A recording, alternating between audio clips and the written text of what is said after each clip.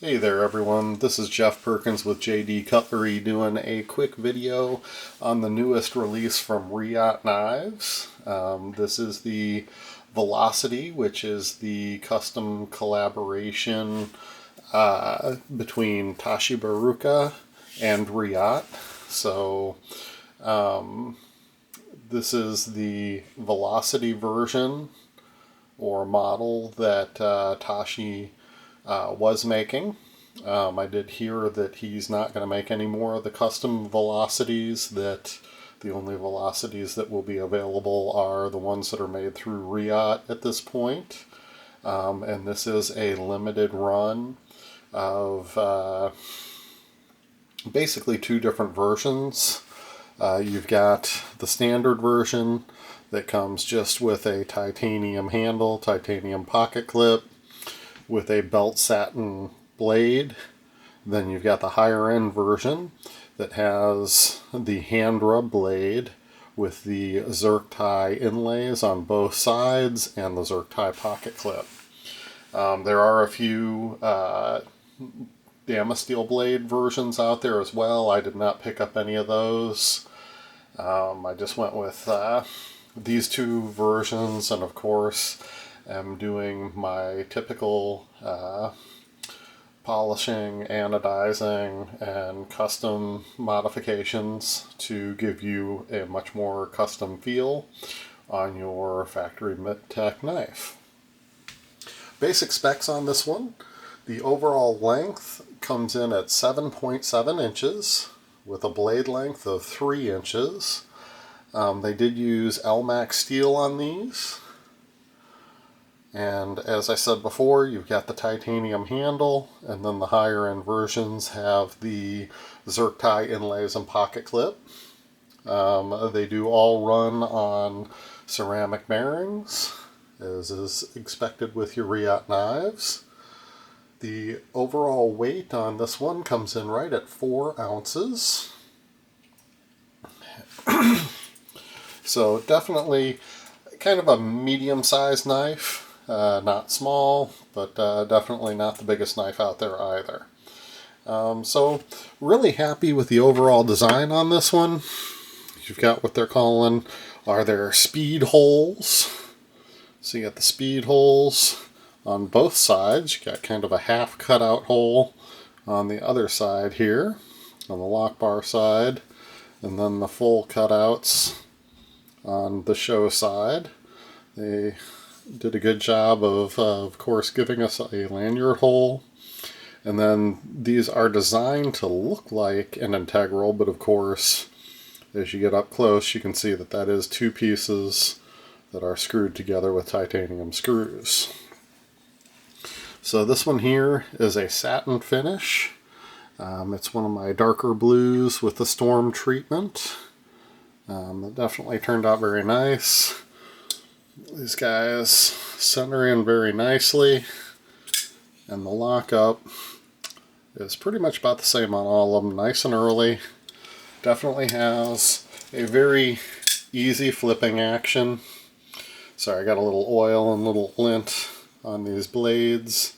Some of them have been wiped down with oil, just because anytime I take them out into the workshop, I do like to wipe all the blades down with oil after the fact to ensure that we don't have any corrosion issues. So that is the first one. Then you can jump into a polished version. So this one is a really nice purple, high voltage purple background with the heavy Superstorm treatment. Trying not to get too much glare from the lights in here, and still have you be able to see the coloring on these. Let me go ahead and see if that makes any difference. There we go, that's a little better. So for these polished ones, definitely got a nice deep rich color, a lot of nice storm treatment. This one I went blue on the hardware on, and again, these are centering up really nicely, and they just fire open. So that is one of the polished versions. Here is another really Nice looking green background with this bronze to gold storm treatment. It is the super storm treatment when it goes throughout the entire handle. And then the regular storm is just the ladder effect down the side or across the handle. But these guys turned out really nicely. They polish up very nicely. Again, lock-up's right on the money. Centered in beautifully. And that action is just great. So on both of the titanium that don't have the speed holes, I polished them out. This one I gave a sky blue and then did a stone wash with a dark blue. Just because as you polish these things up, they get all fingerprinty. And when you do that stone wash, you still get that bright color. You get a little bit of extra texture in there. Doesn't show the fingerprints quite as badly, and definitely won't show the wear and tear as much. The Zerk tie inlays really look sharp. They're doing a really good job of using high quality materials, especially on some of these nicer versions. And the overall product is just fantastic as they get these things finished up. So this is a high voltage purple. You kind of fingerprint it up really good so you can see what it's going to look like in hand as you hold it. High voltage purple with a blue stone wash to match those Zerk tie accents. Pocket clip on this one is just killer looking. Really nice inlays. And of course there's that hand rub blade with the Tashi Bharucha logo on one side and of course Reate on the other. Centered in. And lock up again. Very nice and early. So I have been playing a lot with pretty much the two different finishes. You've got the polish finish or you've got the satin finish. Really depends on if you like your stuff to be really flashy. I would recommend going with the polish. If you want a little more subdued but still great color, then the satin finish is the way to go. Satin's got a nice soft feel to it as well. This one is a high voltage purple background with a lot of great storm running through it. Just really great color. And then the purple in that pocket clip with the storm coming down out of the screws I thought looked pretty cool. So I was pretty happy with the way that one turned out. So again, Superstorm is going to be the pattern going all the way down the handle. Regular Storm is going to go across the handle.